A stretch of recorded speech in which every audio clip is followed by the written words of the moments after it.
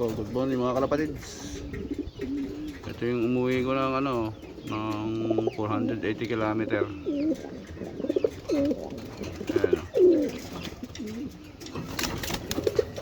Medyo parang na-recover na naman sila. Ayan, oh. Buo na yung cooks nila. Oh. Ito yung mga kak. Oh. Kasi 69. Sinag-iisang ikaw. Umuwi ito ng 5:38 ng hapon. Halos 10 hours na nilipad. Ito, si Batman nyo yung kinabukasan. Ito yung mga kinabukasan. Ito yung mga kak. Tayo. Ito nga yung napipil ko sa sa big race dito sa New Zealand. Ito lang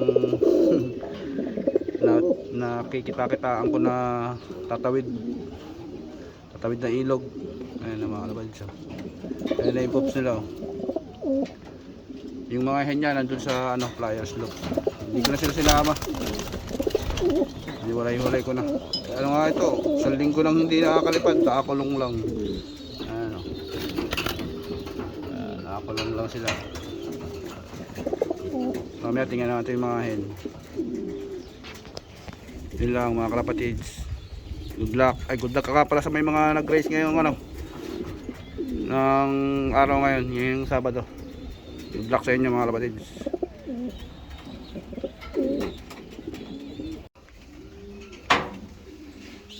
Ito naman yung mga hen na umuwi ko rin ng 480 kilometers mga kalapatids. Si Thea.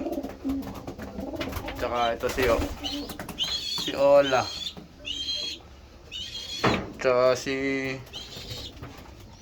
5325. Sa 12 ko nga lang sinakay nung 480 km isa na lang hindi nakauwi si Brawley pa. Baka kung di na disgrasya namuhay na sa bundok. Tatlo lang pala yung hen ko. Tapos puro kak na.